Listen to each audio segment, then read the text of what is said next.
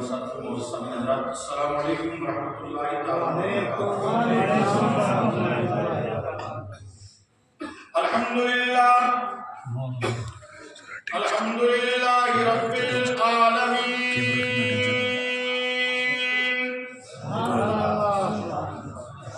والعاقبۃ للمتقین، والصلاة والسلام علی سید المرسلین،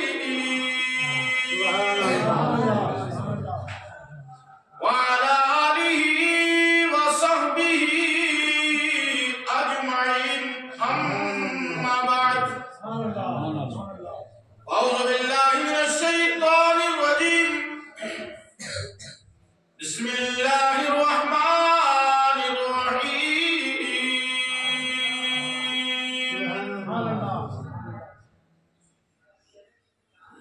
یا ایہا الذین آمنوا قوا انفسکم واہلیکم نارا، صدق اللہ مولانا العظیم وصدق رسولہ النبی الکریم الامین، ونحن على ذلك لمن الشاهدين والشاكرين والذاكرين والحمد لله رب العالمين۔ معزز سامعین حضرات، اللہ رب العزت کا لاکھوں اور شکر ہے کہ اس نے میری اور آپ کی زندگی میں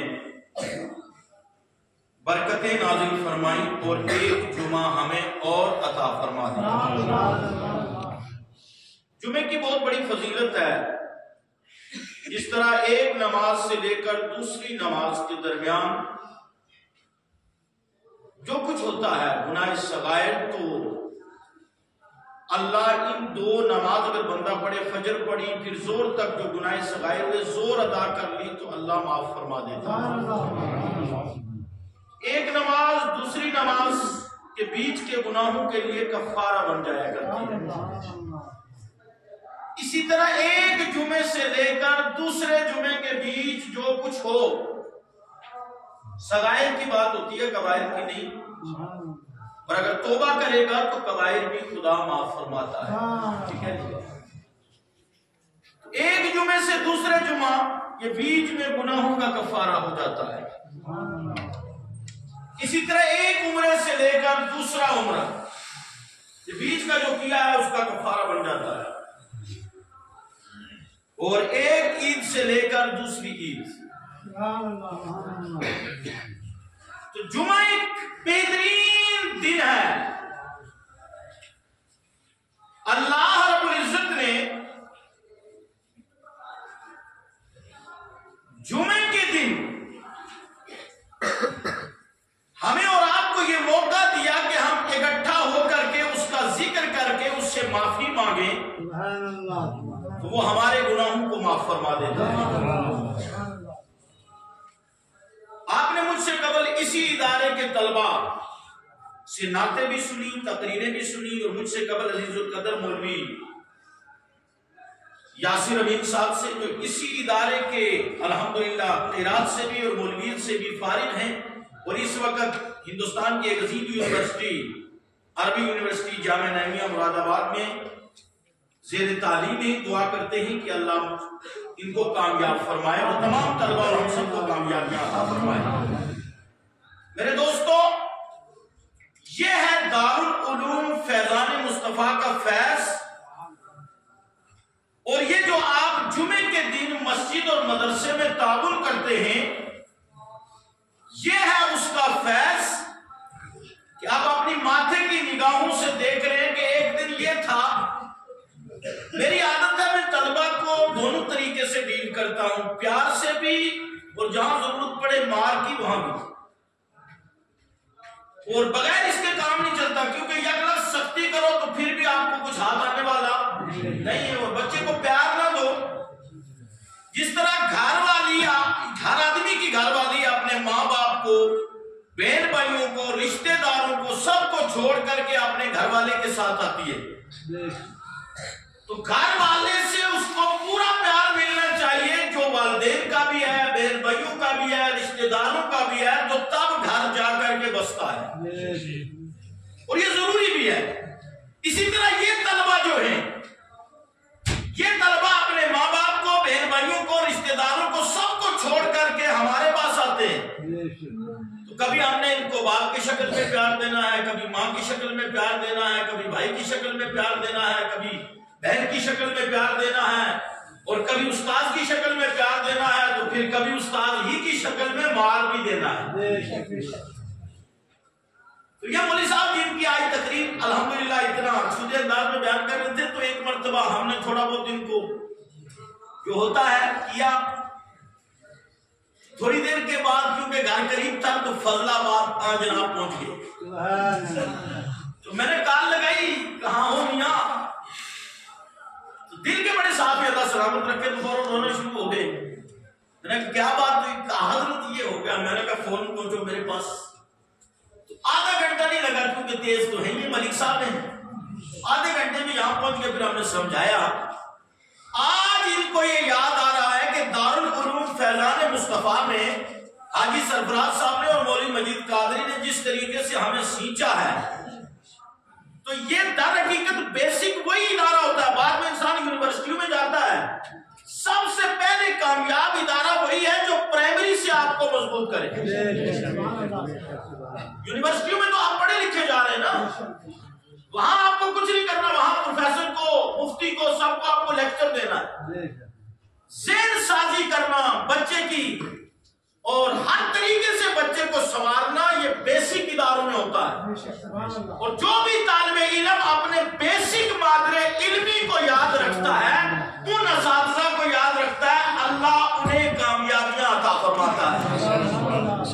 اور جو بیسک پہ طنز کرتا ہے، پھر کبھی ایک یونیورسٹی کی تلاش میں، کبھی دوسری یونیورسٹی کی تلاش میں، کبھی کسی جگہ کوئی دکان لے کر تیاری، کبھی کہیں مکان لے کر تیاری، تو پھر وہ عمر پوری تیاریوں میں رہتا ہے. اللہ اسے کامیابی نہیں دیتا کیونکہ اس کے اندر گھمنڈ آ جاتا ہے. وہ یہ سوچتا ہے کہ اب میرے مقابل بیسک وہ پہلے جو اساتذہ تھے وہ نہیں، میں تو علامہ بن گیا ہوں، میں پروفیسر بن گیا ہوں، میں لیکچرار بن گیا ہوں. استاد ہوتا ہے. تو مسجد کے لیے آپ جم کر تعاون کریں گے، مدرسے کے لیے جم کر تعاون کریں گے، کیونکہ مدرسے کا تعاون مولانا یاسر بولتے ہوئے نظر آ رہے ہیں. ان سے پہلے قاری طاہر بولتے ہوئے آپ کو نظر آئے، ان سے پہلے حافظ عبدالغنی بولتے ہوئے نظر آئے. انشاءاللہ ہر جمعے میں آپ کو یہ طلبہ نعت اور تقریر کرتے نظر آ رہے ہیں.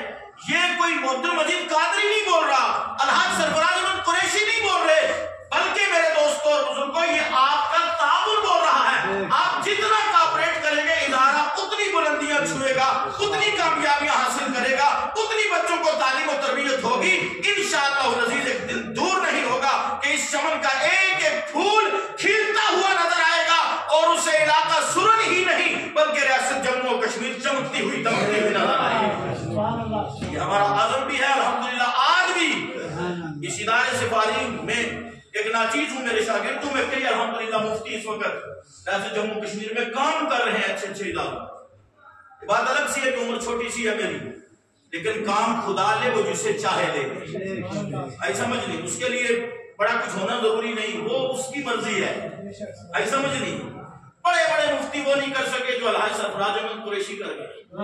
نکا مجاہدی کو چھوڑا، سورن کوٹ کو آ کر دیسی زبان میں بولوں میں اس جگہ کو لوڑا، سمجھ میں آگے نہیں، تلاش کیا، اور پھر یہاں ایک چھوٹی سی یہ مسجد پہلے محلے کی مسجد بنائی، اور پھر آج الحمدللہ ریاست جموں کشمیر میں کیا پوری دنیا میں لوگ اس کا نقشہ چڑھاتے ہیں اور لکھتے ہیں غوثیہ جامع مسجد سورن کوٹ، جموں کشمیر کی شان، اس کو ملاحظہ کرتے چلے. یہ کام خدا دیتا ہے، لیکن اس میں تعاون آپ کا بہت ضروری ہے میرے دوستوں. اب جم کر تعاون کرتے رہے. میرا دل تو یہ کہہ رہا تھا کہ میں اپنے میرے بچے ہیں الحمدللہ، ان کے موضوع کو آگے بڑھا دوں، لیکن میں نے اپنے ذہن میں ایک خاکہ لیا ہوا ہے، وہ خاکہ میں بیان کر دوں کیونکہ اس تعلق سے آپ نے بڑی اچھی بات سن لی. خلاصہ ان کے واقعے کا بڑے اچھوتی انداز میں سنا دیا ہے کہ ایک بندہ 40 حج کر لے، ہر سال جب حج کا وقت گزر جائے تو اللہ والا کوئی آگے کہہ دے تیرا حج قبول نہیں ہوا. اگلا واقعہ پورا آپ نے سن لیا، اور خلاصہ یہ کہ قیامت کے دن جو اس بندے کی معافی بھی ہوگی اور تمام عبادتیں خدا پھر قبول کرے گا، پھر 40 کے 40 حج بھی خدا قبول کرے گا. قبول کرے گا کب؟ جب ماں راضی ہو جائے گی. کہتے سبحان اللہ. سمجھ نہیں آئے گا تو لوگ سائی صاحب کے اور پیر صاحب کے جھاڑو پہ جھاڑو جھاڑو پہ جھاڑو اور ماں باپ ادھر گھر میں مر رہے ہیں. سب سے بڑا پیر و مرشد اس وقت تیرے گھر کے اندر تیرے والدین موجود ہیں. اپنے والدین کی خدمت کر لو. میں نے حدیث میں پڑھا ہے ماں کی دعا سب سے زیادہ جلدی اولاد کے حق میں قبول ہوتی ہے. آئی سمجھ نہیں؟ ماں باپ کی دعائیں لیا کرو. درود پاک پڑھو پھر بات کرو. اللہم صلی علی سیدنا محمد و علی سیدنا محمد اصحاب سیدنا محمد مبارک وسلم. صلاۃ و سلام علیک یا حبیبی یا رسول اللہ صلی اللہ تعالی علیہ وسلم. میرے دوستو قرآن عظیم کی آیت میں نے آپ کے سامنے رکھی. یا ایھا الذین آمنوا، اے ایمان والو، قوا انفسکم واہلیکم نارا، تم اپنے آپ کو اور اپنے اہل و عیال کو، پیار سے بولیے سبحان اللہ، اپنے آپ کو اور اپنے اہل و عیال کو جہنم کی آگ سے بچا لو. یا اللہ نے واضح اعلان کیا ایمان والو. سبحان اللہ. اب میرا پیغام رہے گا جہنم کی آگ سے کیسے بچنا ہے. سب سے پہلا ذریعہ یہ ہے کہ ایمان والوں کو خطاب ہے تو ظاہر سی بات ہے ایمان والا ہے تو پھر سب کچھ ہے. کہہ دو سبحان اللہ. سب سے پہلا ذریعہ جہنم سے بچنے کا کہ آپ خود بھی اور اپنے اہل و عیال کو بھی نماز کی طرف لے کر کے آؤ. پیار سے بولو سبحان اللہ. دین کی طرف لے کر کے آؤ. آج مسلمان تم نماز سے بہت دور ہو، حالانکہ اللہ کے رسول جناب محمد الرسول اللہ صلی اللہ علیہ وسلم کا فرمان عالی شان ہے. میرے آقا ارشاد فرماتے ہیں جس نے طلوع آفتاب سے پہلے کی نماز، غروب آفتاب سے پہلے کی نماز ادا کر لی، اللہ اسے جہنم میں نہیں ڈالے گا. کون سی نماز ہے؟ طلوع آفتاب سے پہلے کی کون سی نماز ہے؟ بولو نا سب بولو ذرا پیار سے. فجر کی نماز. اور غروب آفتاب سے پہلی کون سی نماز ہے؟ عصر کی نماز. اور میرے نبی کا فرمان ہے کسی عام کا نہیں، اور کثرت سے ہم اور آپ چھوڑتے بھی یہی نماز ہے.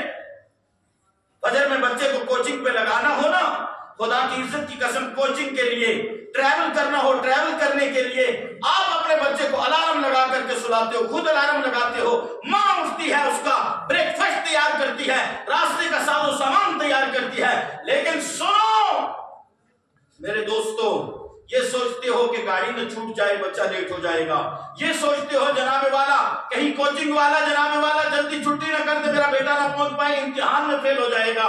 سنو تم یہ تو چاہ رہے ہو گاڑی چھوٹ گئی تو میرا بچہ پریشانی میں آ جائے گا، ٹکٹ چھوٹ جائے گا اور امتحان نکل جائے گا. سنو اس کی فکر ہے تمہیں، اور اس کے بعد اور دیگر فکریں بھی لائق رہتی ہیں. ذرا غور کر میرے مسلمان بھائی، توجہ کے ساتھ سن. اللہ کے رسول نے ارشاد فرمایا اپنی اولاد کو جہنم کی آگ سے بچاؤ. تمہیں یہ خبر نہیں ہے کہ تم اور تمہاری اولاد صبح طلوع آفتاب تک سوتے رہتے ہو، نماز فجر قضا کر دیتے ہو. حالانکہ یہ نماز فجر اگر ادا کر لیتے اللہ تمہیں جہنم کی آگ سے بچا لیتا. اس کی فکر کبھی نہیں کرتے. اور فجر کی فضیلت ہے میرے آقا صلی اللہ تعالی، سب بولو صلی اللہ تعالی علیہ وسلم. میرے نبی ارشاد فرماتے ہیں فجر کی 2 رکعت، بولیے رپیٹ کر کے ساتھ بولیے، فجر کی 2 رکعت دنیا اور جو کچھ دنیا میں ہے. پیار سے نہیں بولے، سمجھے نہیں آپ؟ ہم دنیا کے لیے کیسے بھاگ رہے ہیں؟ اکیڈمی میں اپنے بچوں کو داخل کرواتے ہیں، ہم ٹیوشن سینٹروں میں بچوں کو بھیجتے ہیں. کس لیے؟ ہمارا بیٹا پروفیسر بنے، لیکچرر بنے، ڈاکٹر بنے، سرجن بنے، ڈی سی بنے، ایس ایس پی بنے، ڈی آئی جی بنے، فلاں بنے فلاں بنے. دنیا کے ہر باپ کی ماں کی تمنا یہ ہے میرا بیٹا کامیاب ہو. ہے کہ نہیں؟ بولیے. مولوی عبد المجید قادری سے لے کر کے ہر ایک آدمی کی یہ تمنا ہے، یہاں تک کہ مزدور مزدوری کرتا ہے، اپنے کاندھے کا چمڑا اتار دیتا ہے، لیکن تڑپ یہ ہوتی ہے میری اولاد کامیاب ہو. ہے کہ نہیں؟ بولیے. یہی ہے قرآن کہتا ہے کامیاب ہوگی، آؤ نماز میں تمہیں کامیابی دوں. تم فجر چھوڑ کر کے کامیابی تلاش کر رہے ہو. اللہ کے رسول نے ارشاد فرمایا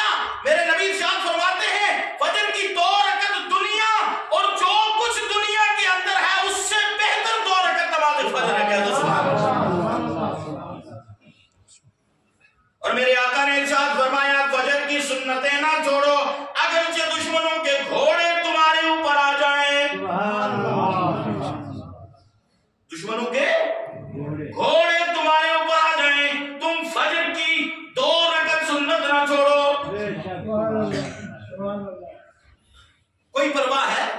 میرے آقا نے ارشاد فرمایا ہر چیز کی کوئی نہ کوئی علامت ہے.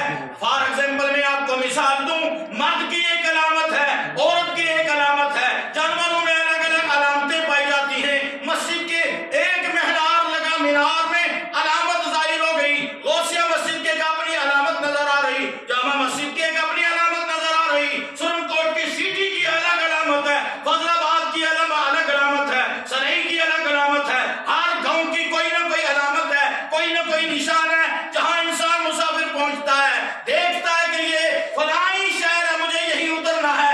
اللہ کے رسول نے ارشاد فرمایا مومن کی علامت نماز ہے. مومن کی علامت کیا ہے؟ بولیے. نماز ہے. او مسلمان، تو نماز چھوڑ کر صبح 10 بجے تک غفلت کا شکار ہو کر پڑا رہتا ہے، رات میں پوری نیٹ چلاتا رہتا ہے، لیکن فجر کے لیے نہیں اٹھتا. حالانکہ رزق بٹنے کا وقت، عزت بٹنے کا وقت، شہرت بٹنے کا وقت، تمام نعمتیں ملنے کا وقت نماز فجر کا وقت ہے.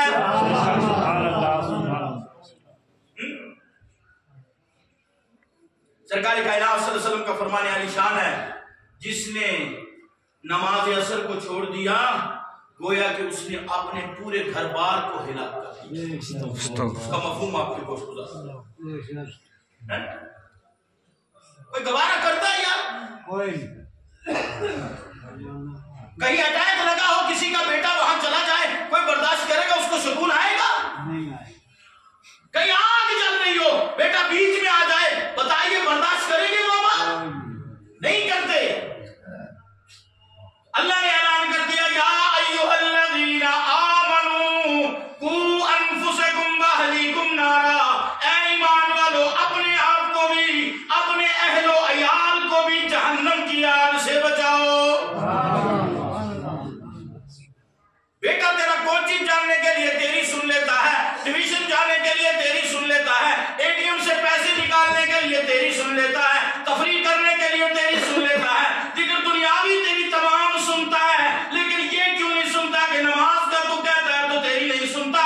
گویا تو خود نماز نہیں پڑھ رہا. جس گھر کے اندر نماز کا ماحول ہوگا، اولاد ویسا ہی ماحول پائے گی. جس گھر کے اندر نماز نہیں، جس بستی کے اندر نماز نہیں، وہ گھر و بستی قبرستان ہوا کرتا ہے. ایک نماز جان بوجھ کر جو چھوڑتا ہے، اس کا نام جہنم کے دروازے پر لکھ دیا جاتا ہے. یعنی گیٹ پہ انٹری ہو گئی. ایک جان بوجھ کے چھوڑتا ہے. یہاں تو فکر ہی نہیں نماز کی. کوئی فکر ہے؟ جمعے سے جمعہ پڑھ لیا، جناب بہت بڑے نمازی ہو گئے، عید سے عید پڑھ لی، بہت بڑے نمازی ہو گئے، اور خود چلو پڑھ لیو. گھر والوں کو کہنا ہی کہ نماز پڑھ. کھانے کے لیے دے گا ڈش فلاں تیار کر، فلاں تیار کر، نمک کیوں ہے، فلاں ہلدی کیوں ہے. ارے غور کر ذرا، صبح اٹھا کر کے سب سے پہلے یہ کو پریوار کو آؤ سب مصلی بچھاؤ، نماز پڑھ لیتے ہیں. نماز پڑھنے کے بعد دنیا کے کام میں لگیں گے، اللہ برکتیں عطا فرمائے. میرے نبی نے تو یہ بھی فرمایا کھلے لفظوں میں، آقا کا ارشاد ہے اسلام اور کفر کے درمیان فرق نماز ہے. دوسرے لفظوں میں یوں کہہ دو، مسلمان اور کافر کے درمیان فرق نماز ہے. لیکن کوئی پرواہ نہیں. مجھے یہ بتائیے، میرے پاس، آپ کے پاس، فار ایگزامپل ہماری فوج ہماری تلاشی لینا شروع کرے، ایک مثال دے کر، اور کوئی آدمی ایسی جگہ پھنس جائے کہ اس کے موبائل میں کوئی ایسی چیزیں ہوں جس کی وجہ سے اس کا کام لگ سکتا ہے، اور ایک لائن لگی ہوئی ہے، اور سامنے ہمارے فوجی نوجوان کھڑے ہیں، اور لائن لگی ہوئی ہے، اور اس کو پتا ہے کہ میں چور ہوں، میری داڑھی کی تنکا ہے. تو بتائیے ٹانگیں کانپے کہ نہیں کانپے؟ یہ تو عارضی چیز ہے. زیادہ سے زیادہ پٹائی ہوگی، زیادہ سے زیادہ کیس ہوگا، کچھ دن رگڑا چڑھے گا، پھر آ جائے گا بات. قیامت کے دن سب سے پہلے جس چیز کا حساب لیا جائے گا وہ حساب نماز کا لیا جائے گا. جس کا حساب لیا جائے گا نماز کا حساب جب سب سے پہلے لے رہا ہوگا، اسی میں اور آپ فیل ہو گے تو باقی کیا کریں؟ باقی تو خود کرتوت ہم اپنے دیکھ رہے ہیں نا، غیبت ہم نہیں چھوڑتے، چغلی ہم نہیں چھوڑتے، حسد ہم نہیں چھوڑتے، ماں باپ کی نافرمانی ہم نہیں چھوڑتے، رشتہ دار کے ساتھ قطع تعلقی ہم نہیں چھوڑتے، پڑوسی ہمارا ہم سے خوش نہیں، رشتہ دار ہمارا ہم سے خوش نہیں، بڑے کی ہم قدر نہیں کرتے، بتائیے باقی حساب میں ہم کامیاب کہاں ہوں؟